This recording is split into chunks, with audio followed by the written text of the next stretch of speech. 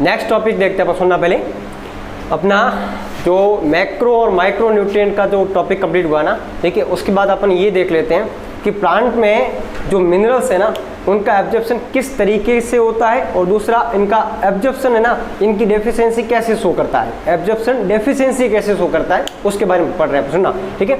इसके लिए मैंने एक टॉपिक बनाया है क्रिटिकल कंसंट्रेशन, मतलब क्रिटिकल कंसंट्रेशन कब पैदा होती है, सुनना क्या कह रहा है, देखो the concentration of element below plant so deficiency symptoms, यानी ऐसी कंडीशन, ठीक है, जिसमें प्लांट क्या करता है, डेफिशिएंसी सिम्टम्स शो करता है, ठीक है, उससे पहले की जो कंडीशन है, उससे पहले की जो कंडीशन है उसको अपन क्या कहते हैं, critical condition of that element या द एलिमेंट कह सकते हैं। पर्टिकुलर एलिमेंट की कहें तो उस दैट के एलिमेंट के बारे में कहेंगे, और पूरे के लिए कहेंगे तो कंसंट्रेशन ऑफ द एलिमेंट के बारे में बात करेंगे। तो ये तो हो गया कंसंट्रेशन कब डेफिशिएंसी शो करती है तब की बात है। अब बात आती है कि कौन कौन से ऐसे एलिमेंट है जो डेफिशिएंसी शो पहले करवाएंगे और कौन से बाद में करवाएंगे। इसलिए मैंने एक डायग्राम बनाया, सुनो, ठीक है, जिसमें मैंने एक बड़े साइज की तो ओल्डर लीफ और छोटे साइज की मैंने यंगर लीफ के बारे में बताया। अब अपन ये देख लेते हैं कि यहाँ से जो मिनरल्स हैं, ठीक है, वो तो एब्जॉर्ब होकर के यहाँ तक पहुँच गए। अब हम सिर्फ लीफ की बात करेंगे, किसकी बात करेंगे, लीफ की। एक बात ध्यान रखना है यहाँ पर, ठीक है, यानी ये पत्तियां अपनी डेफिशिएंसी शो कैसे करती है। तो यहाँ पर दो प्रकार के तत्व आते हैं, मोबाइल एलिमेंट और इमोबाइल एलिमेंट, ठीक है, यानी संचरणशील तत्व और असंचरणशील तत्वों के बारे में बता रहे हैं, ठीक है। संचरणशील तत्व यानी मोबाइल एलिमेंट, ठीक है, कैसे होते हैं, देखो mobile element can move from older tissue यानी ओल्डर लीफ के टिश्यू से, ठीक है, टू यंगर टिश्यू यानी यंगर लीफ की टिश्यू तक पहुंच सकते हैं, ठीक है। एग्जांपल के तौर पर NPK, nitrogen, phosphorus, potassium, magnesium, zinc और मोलिब्डेनम, ये वो एलिमेंट है जो कहां से कहां मूव कर सकते हैं, ये ओल्डर लीफ से यंगर लीफ तक मूव कर सकते हैं, इसलिए मोबाइल या संचरणशील, ठीक है, तत्वों के नाम से जाना गया। अब अपन ये देखते हैं कि असंचरणशील तत्व या इमोबाइल एलिमेंट्स कौन से होते हैं। तो इसको अपन इसमें लिखा है, ठीक है, immobile element can't move from older leaf tissue to younger tissue या यंगर लीफ टिश्यू, या लीफ लिख सकते हैं साथ में अपन, ठीक है, यंगर लीफ टिश्यू। एग्जाम्पल के तौर पर कॉपर, सल्फर, आयरन और मैग्नीज, 4 एलिमेंट है ये, ठीक है। अब एक बात समझो, अब तुम्हारे लिए क्वेश्चन आता है, ठीक है, क्वेश्चन क्या है ये पहले ही समझना। तो इनको जिस तरीके से बताया गया उसको अपन इस तरीके से देखते हैं कि यहां पर क्या हुआ, ठीक है। एग्जाम्पल के तौर पर अगर इन एलिमेंट की कमी हुई, यानी संचरणशील तत्व या मोबाइल एलिमेंट की कमी हुई, ठीक है, तो पहले किस में दिखाई देगी, ओल्डर लीफ के अंदर या यंगर लीफ के अंदर, ठीक है, सोचने वाली बात है। तो वो सबसे पहले यहां दिखाई देगी, ठीक है। ऐसा क्यों हुआ, सोचो, ऐसा इसलिए हुआ क्योंकि सर ये मोबाइल एलिमेंट थे, जब कमी हुई तो सब एक साथ हुई, ठीक है। अब सुनना, इसके पास एलिमेंट पड़े हैं, यहां पर कमी हुई तो ये एलिमेंट कहां से कहां चले गए, ओल्डर लीफ से यंगर लीफ में, क्योंकि मोबाइल एलिमेंट थे, इनका संचरण हो सकता था, ठीक है। तो इनमें तो कमी नजर नहीं आई और कमी किसमें नजर आ गई, यानी ये डेफिशिएंसी शो करेगी ओल्डर लीफ, ठीक है। तो ओल्डर लीफ डेफिशिएंसी जिन एलिमेंट की शो करेगी वो ये रही, कौन सी, ओल्डर लीफ। अब आ जाओ, जब इनकी कमी होती है तो डेफिशिएंसी शो पहले कहां होगी, ओल्डर लीफ में या यंगर लीफ में। है कैसे एलिमेंट, सुनना, ये इमोबाइल एलिमेंट है, ठीक है। जब इनकी डेफिशिएंसी होती है तब ये कमी या ये डेफिशिएंसी शो कहां होनी चाहिए, नो डाउट यंगर लीफ में। क्यों, क्योंकि ये एलिमेंट यहां से यहां तो जा सकते नहीं जा सकते, इसका मतलब यहां तो कमी नजर नहीं आएगी और यहां कमी नजर आएगी। अरे क्लियर आया नहीं हुआ, ठीक है। तो ये बात समझना, हिंदी मीडियम तरुण पत्तियों में, तरुण समझ गए, यंगर लीफ, ठीक है, तरुण पत्तियों में कौन कौन से पदार्थों की कमी पहले देखने को मिलती है, तो इनकी, ठीक है।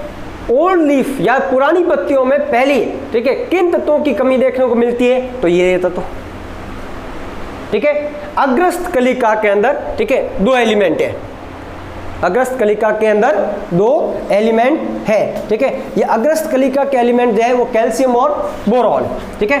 कौन कौन से?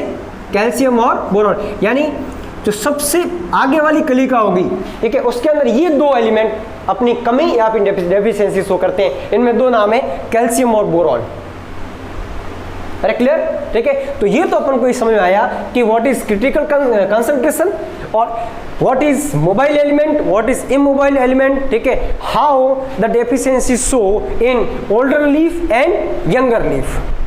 अरे क्लियर हुआ नहीं हुआ, ठीक है। अब हमें ये समझना है कि ये जो पार्ट है, ठीक है, इस पार्ट के बाद हम ये देखते हैं कि इनका एब्जॉर्प्शन यानी इन मिनरल्स का एब्जॉर्प्शन किस तरीके से होता है। उसके लिए अपन टॉपिक बनाया है mechanism of absorption of mineral salt, ठीक है। कौन कौन से ऐसे मैकेनिज्म है, ठीक है, जिसमें अपन मिनरल्स ऑफ सॉल्ट का क्या करते हैं, प्लांट एब्जॉर्प्शन करते हैं। इसमें 2 प्रकार के आते हैं, पैसिव और दूसरा एक्टिव। जब भी वर्ड पैसिव वर्ड आता है हम इसको अच्छी तरीके से जानते हैं, एटीपी बिना खर्च किए, यानी अगर सेल जो है ना वो बिना एटीपी खर्च किए, ठीक है, कंसंट्रेशन ग्रेडियंट, ठीक है, से किसे, कंसंट्रेशन ग्रेडियंट से, ठीक है, किसका एब्जॉर्प्शन, मिनरल का एब्जॉर्प्शन कर लेती है। क्लियर हुआ? मैंने एक वर्ड बोला यहाँ पर, कंसंट्रेशन ग्रेडियंट से किसका, मिनरल का एब्जॉर्प्शन कर लेती है। दूसरा एक्टिव, नो डाउट यहाँ किसकी जरूरत होती है, एटीपी या एनर्जी की जरूरत होती है, लेकिन ये किसके विरुद्ध, किसके अगेंस्ट, कंसंट्रेशन ग्रेडियंट के अगेंस्ट, ठीक है। क्या करती है, एटीपी खर्च करती है और आयंस को या कह सकते हैं वो मिनरल्स को क्या कर लेती है, एब्जॉर्ब कर लेती है। एक एक करके पढ़ते हैं। पहला कौन सा लिया अपन ने, पैसिव एब्जॉर्प्शन। पैसिव एब्जॉर्प्शन के कुछ पॉइंट बनाए अपन ने, देख लेते हैं इनको। देखो, एब्जॉर्प्शन ऑफ आयंस, हमें सिर्फ किसकी बात करेंगे, आउटर सरफेस में सिर्फ आयन की बात करेंगे, सुनना, ठीक है। Ion without expense of energy और एटीपी, यानी बिना एटीपी खर्च किए किसका एब्जॉर्प्शन करना, आयन का एब्जॉर्प्शन करना रूट की सरफेस से। आगे चलते हैं। According to electrochemical potential gradient, ठीक है, और अकॉर्डिंग टू कंसंट्रेशन ग्रेडियंट, यानी किसके अकॉर्डिंग, या तो आप इलेक्ट्रोकेमिकल पोटेंशियल ग्रेडियंट कह दो या किसके अकॉर्डिंग कह सकते हो, कंसंट्रेशन कह सकते हो, जो हमेशा किसकी तरफ होती है, higher concentration to lower concentration. जानते हो इस बात को, ठीक है, यानी मूवमेंट होता है हमेशा हायर कंसंट्रेशन से लोअर कंसंट्रेशन। इसको अपन एक नाम और देते हैं, इलेक्ट्रोकेमिकल पोटेंशियल ग्रेडियंट, ठीक है। ओके, अब आते हैं इस पर। इसका पहला सुना, पैसिव के कितने पार्ट है, 3, एक्टिव के भी कितने पार्ट है, 3, ठीक है। तो पैसिव का पहला कौन सा है, मास फ्लो हाइपोथेसिस, ठीक है, सहिती प्रवाह परिकल्पना। हिंदी मीडियम सुना अच्छी तरीके से, सहिती प्रवाह परिकल्पना, ठीक है। अब इसको समझो, देखो तुमने ट्रांसपिरेशन पुल के बारे में समझा था। तुमने ये देखा था कि लीफ में जब स्टोमेटा ओपन होते हैं उस समय वाटर मॉलिक्यूल जो बाहर रिलीज होता है वो एक पुल क्रिएट करता है, जिसको अपने नाम दिया था ट्रांसपिरेशन पुल। ये थोड़ी ये कहती है कि ये पुल जो है ना लगातार जड़ तक बना रहता है, रूट की सरफेस तक बना रहता है, और रूट की सरफेस पर जो एलिमेंट होते हैं, ठीक है, वो एलिमेंट क्या कर दिए जाते हैं, खींच लिए जाते हैं, किसके साथ, पानी के साथ। देखो चेक करो, according to this mineral ion absorb along with water during water absorption, ठीक है, किसके साथ, वाटर एब्जॉर्प्शन के साथ वो क्या करते हैं, एब्जॉर्ब हो जाते हैं, ठीक है, under the effect of transpiration pull, ठीक है, वाष्पोत्सर्जन खिंचाव के कारण, यानी ट्रांसपिरेशन पुल के कारण वो खींच चले आते हैं। ये तो हुआ मास फ्लो हाइपोथेसिस। अब आता है जो सेकेंड है, इसको कहते हैं आयन एक्सचेंज थ्योरी। क्या आती है, आयन एक्सचेंज थ्योरी। ये कैसे होता है ये भी देख लेते हैं, ठीक है। चलो सेकंड देखते हैं। सेकंड है आयन एक्सचेंज थ्योरी, ठीक है। अब ये क्या कहती है, सुनना, द एक्सचेंज ऑफ आयन यानी कैटायन और एनायन, ठीक है, in definite number between root surface and external solution. मतलब किस किस के बीच में, एक तो रूट सरफेस और एक्सटर्नल सॉल्यूशन, बाहर वाली जो सरफेस है उसके बीच में, ठीक है, डेफिनेट नंबर में कौन, एनायन और कैटायन का क्या हो रहा है, एब्जॉर्प्शन हो रहा है, ठीक है। यानी एब्जॉर्प्शन हो रहा है किसके फॉर्म में, एक्सचेंज की फॉर्म में।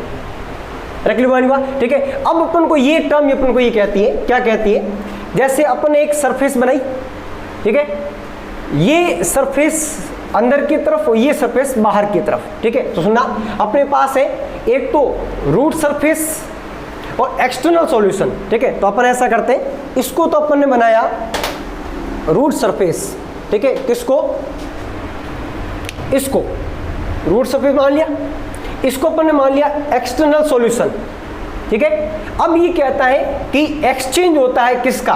Cation is exchange with cation, यानी अगर एक H प्लस बाहर जाएगा तो एक K प्लस अंदर आएगा।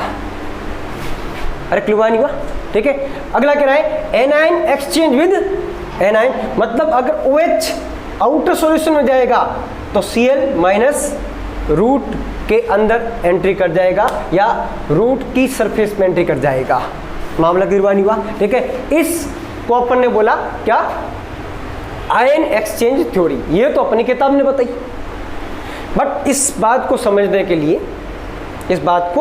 लिए दो कंसेप्ट है। कितने? दो कंसेप्ट समझना। There are two concept explain this. Actual में होता ऐसा है, लेकिन होता कैसे है वो सुनो। कह रहा है कॉन्टैक्ट एक्सचेंज, ये होता है ऐसे, सुनो। ये कहना चाहता है कि रूट हेयर जो है, इस रूट हेयर के पास में हाइड्रोजन, ठीक है, रोटेशनल मूवमेंट ले रहा है, समझाया।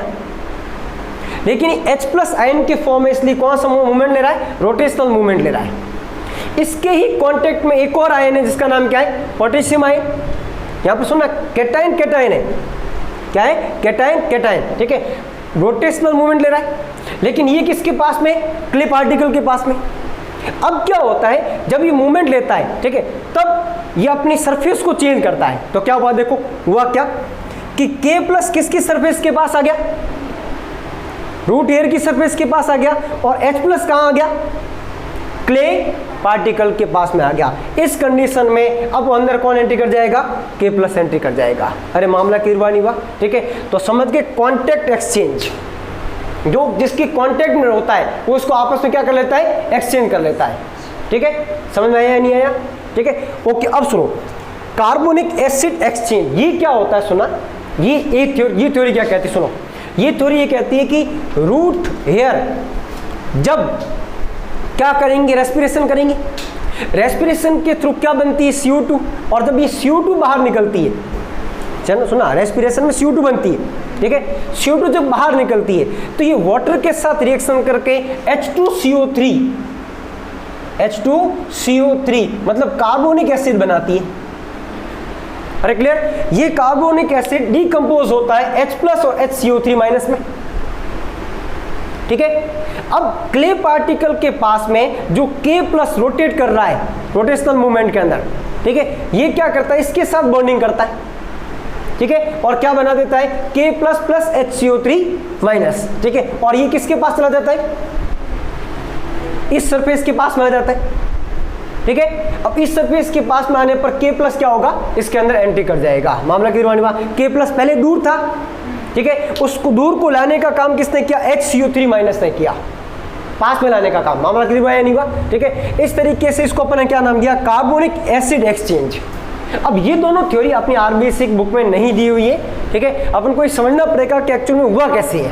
ये तो कह दिया इसने कि ये इस तरीके से हो गया, ठीक है, लेकिन इस तरीके से नहीं होता, ये सही तरीके से इस प्रकार से होगा। आगे बढ़ूं मैं, ठीक है। अब आता है डोनन इक्विलिब्रियम थ्योरी। ये क्या होती है देख लेते हैं, ठीक है। चलो स्टार्ट करते हैं।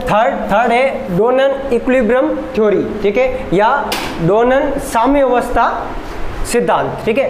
सुनना, डोनन साम्यावस्था कहती क्या है? बात सुनना, ये कहता है कि it is based on effect of indiffusible और फिक्स्ड आयन, ठीक है। इस बात पे ध्यान देना, इसलिए मैंने इसको अलग पेन से भी लिखा है, ठीक है। इनडिफ्यूजिबल और फिक्स्ड आयन पर बेस्ड है, ठीक है।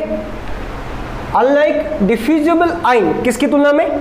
डिफ्यूजिबल आयन की तुलना में, ठीक है। Membrane is not permeable for, या कह सकते हैं टू नॉन डिफ्यूजिबल आयन। हम जानते हैं कि जो प्लाज्मा मेम्ब्रेन है, ठीक है, वो सेमी परमेबल मेम्ब्रेन होती है, ठीक है, वो कुछ डिफ्यूजिबल पार्टिकल्स को क्या करने देती है? जाने देती है, और नॉन डिफ्यूजिबल, ठीक है, को जाने नहीं देती है। एग्जाम्पल के तौर पर कार्बोनिक फॉस्फेट ग्रुप जो मैक्रोमोलिक्यूल के तौर पर होते हैं। दूसरा, प्रोटीन, DNA और RNA कोई जाने नहीं देती। इसके एग्जाम्पल नहीं दिए, मैंने लिखे हैं, अरे क्लियर हुआ नहीं हुआ? ठीक है, अब समझो कि एक्चुअल में इक्विलिब्रियम जो है वो होता क्या है, होता क्या है। ठीक है, इधर देखना, यहाँ पर एक थ्योरी काम करती है कि एनायन और कैटायन, एनायन और कैटायन का जो बैलेंस है, ठीक है, वो किस प्रकार होगा।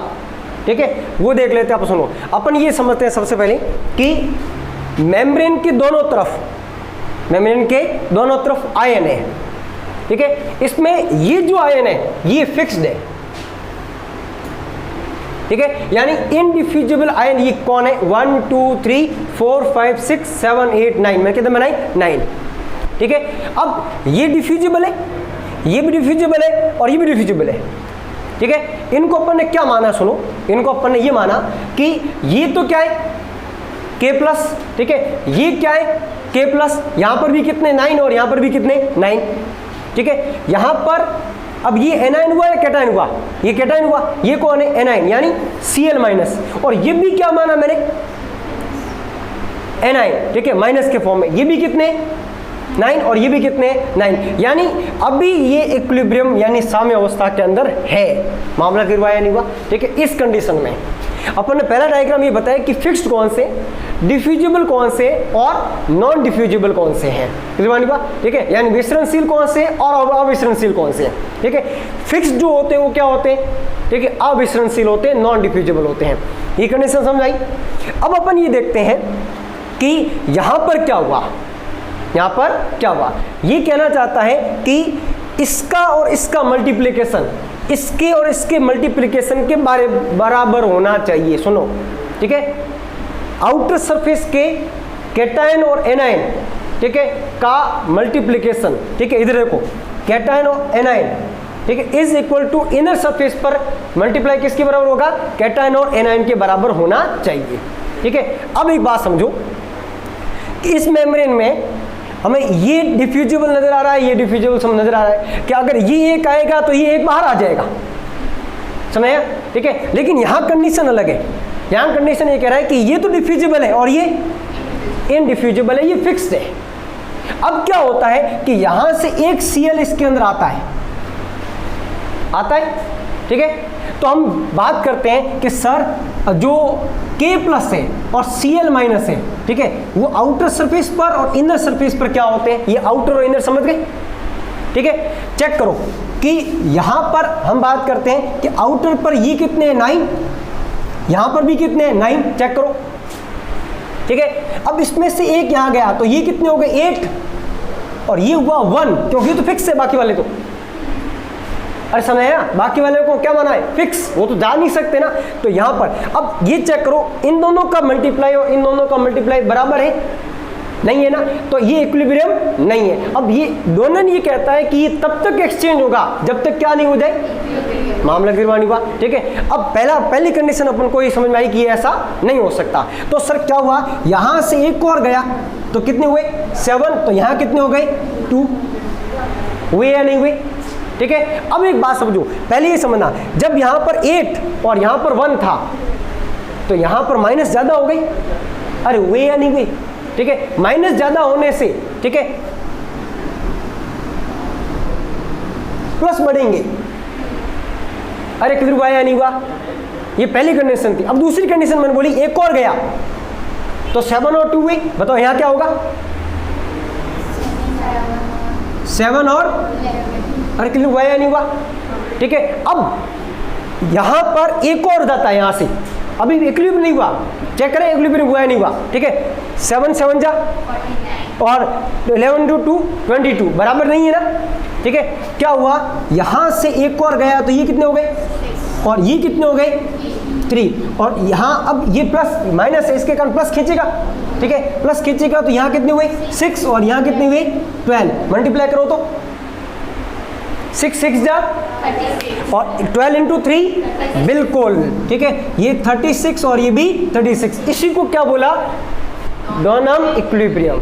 अरे क्लियर हुआ या नहीं हुआ। ठीक है, मतलब ये चीज ये शो करता है कि कब तक एक्सचेंज हुआ। अब ये बात समझो कि एनर्जी खर्च हुई या नहीं हुई, नहीं हुई। ठीक है, और उसके बावजूद सर आए तो माइनस, लेकिन उसके कारण प्लस भी आ गए,